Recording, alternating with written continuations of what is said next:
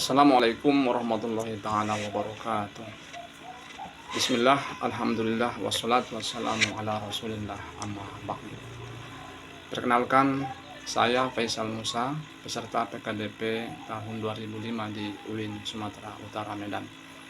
Pada segmen kali ini kita akan membahas tentang peradaban Islam di salah satu kawasan di Asia Tenggara, yakni Indonesia, atau yang di masa lalu disebut juga dengan Nusantara. Kita ketahui bahwa Asia Tenggara merupakan salah satu daerah atau kawasan yang sangat penting dalam peta penyebaran Islam ke berbagai daerah di penjuru dunia.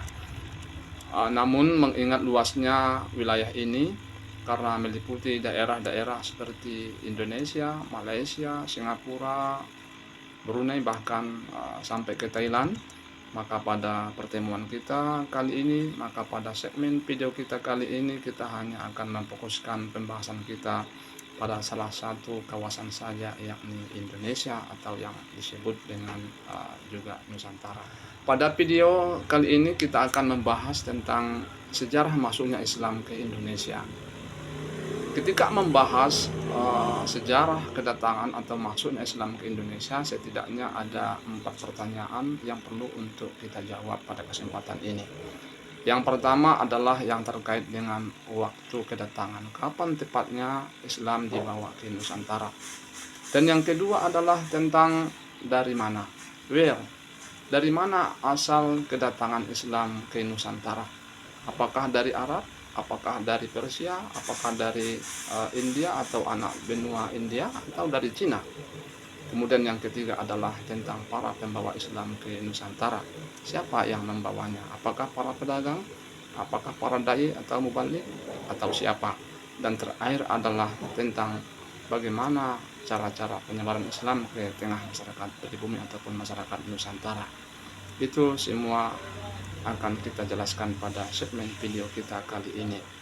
Namun mungkin karena keterbatasan waktu, pada segmen video kali ini kita hanya akan menyampaikan satu hal saja, yaitu tentang kapan tepatnya Islam dibawa ke tengah masyarakat Nusantara.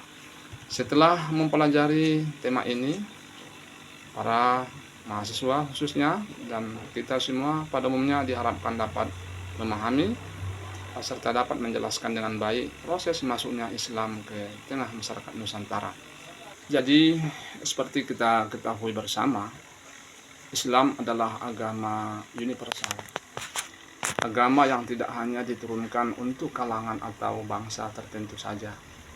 Islam adalah agama yang rahmatan lil alamin, atau agama untuk seluruh umat manusia. Maka setelah Nabi Muhammad SAW wafat ataupun meninggal dunia pada sekitar tahun 632 Masehi, dakwah Islam tidak berhenti begitu saja. Dakwah Islam terus disebarkan oleh para sahabat Nabi dan para khalifah sesudahnya, hingga Islam kemudian bisa tersebar luas hingga ke berbagai daerah di luar Hijaz ataupun di luar kota suci Makkah dan Madinah. Namun yang pasti adalah bahwa sejarah masuknya Islam ke Indonesia ataupun ke Nusantara merupakan perjalanan yang sangat panjang dan kompleks dan tidak terjadi dalam satu waktu yang bersamaan. Penyebaran Islam ke Nusantara terjadi dalam kurun waktu yang berabad-abad. Setidaknya telah terjadi dari ataupun mulai abad ke-7 Masehi, dan puncaknya adalah pada abad ke-13 dan 16 Masehi. Dan hingga saat ini pun sebenarnya di Nusantara ataupun di Indonesia masih terus terjadi proses Islamisasi. Kemudian mengenai fase ataupun periode penyebaran Islam ke Nusantara, para sejarawan umumnya membagi kepada 3 fase ataupun kepada 3 periode. Fase ataupun periode pertama adalah Islam telah dibawa ke Nusantara sejak abad ke-7 Masehi atau sejak akhir abad ke-1 Hijriah. Ini adalah fase awal. Ini adalah fase pengenalan, fase permulaan, di mana Islam belum menjadi sebuah agama utama yang dianut oleh masyarakat pribumi ataupun Nusantara. Fase yang berikutnya adalah terjadi pada sekitar abad ketiga, pada abad ke-11 Masehi. Pada fase ini ataupun pada periode ini, Islam telah menjadi sebuah agama yang dianut oleh masyarakat Nusantara. Salah satu bukti arkeologis tentang komunitas Muslim di berbagai daerah di Nusantara adalah ditemukannya sebuah batu nisan yang bertuliskan kaligrafi Arab atas nama Fatimah binti Maimun yang wafat pada tahun 1082 Masehi. Hal ini menurut sejumlah ahli menunjukkan bahwa sejak abad ke-11 Masehi sudah ada komunitas Muslim lokal di Nusantara, khususnya di Jawa dan juga di pantai barat Sumatera. Kemudian gelombang ketiga adalah diperkirakan terjadi pada abad ke-13 Masehi. Pada fase ini atau pada periode ini, Islam telah menjadi salah satu kekuatan di Nusantara. Laporan perjalanan Marco Polo ke daerah timur Sumatera pada tahun 1292 di daerah Aceh telah ada komunitas Muslim. Bahkan telah berdiri sebuah kerajaan Islam pertama yang disebut dengan Kerajaan Samudra Pasai, dengan raja pertamanya adalah Sultan Malikus Saleh yang wafat pada tahun 1297 Masehi. Penyebaran Islam pada fase ini tidak lagi hanya dilakukan oleh komunitas Muslim yang berasal dari Jazirah Arab atau dari berbagai daerah di dunia, dari Persia ataupun dari Gujarat misalnya. Pada fase ini justru telah banyak umat Islam atau masyarakat pribumi yang telah Muslim, dan diantaranya telah menjadi ulama-ulama besar yang kemudian menjadi dai ataupun para mubalik yang menyebarkan Islam ke tengah-tengah masyarakat pribumi atau masyarakat Nusantara.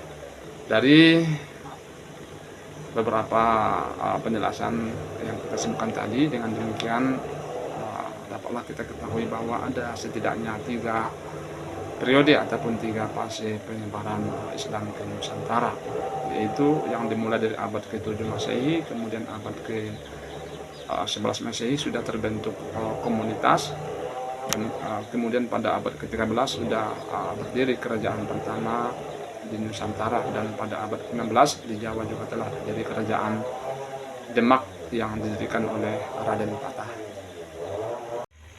Baiklah saudara-saudara dan ananda mahasiswa sekalian, barangkali inilah sedikit penjelasan yang bisa saya sampaikan tentang proses awal masuknya Islam ke Nusantara.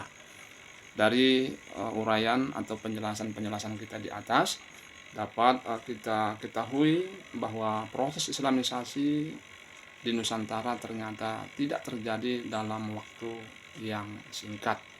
Tercatat bahwa dari sejak abad-abad awal Hijriah atau abad-abad pertama Hijriah, Islam sudah mulai diperkenalkan ke tengah masyarakat pribumi ataupun ke tengah masyarakat Nusantara, yakni melalui para pedagang-pedagang dari Arab yang memang sejak lama telah membangun hubungan dagang dengan masyarakat Nusantara.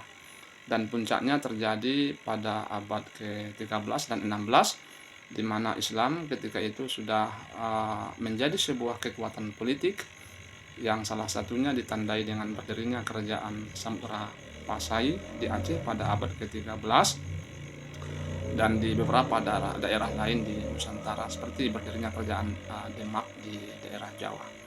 Selanjutnya untuk pembahasan mengenai asal kedatangan Islam ke Nusantara, dari mana, apakah dari Arab, dari Persia, atau dari Gujarat, atau dari Cina, serta siapa pembawanya dan bagaimana penyebarannya, tentang itu semua nanti akan kita jelaskan insya Allah pada segmen video berikutnya. Dan demikian barangkali pengantar singkat tentang sejarah proses Islamisasi di Nusantara yang dapat saya sampaikan. Atas perhatian kita semua saya ucapkan terima kasih. Terakhir, mohon maaf atas kekurangan dan kehilapan. Saya tutup dengan membaca hamdalah. Alhamdulillah. Wassalamualaikum warahmatullahi taala wabarakatuh.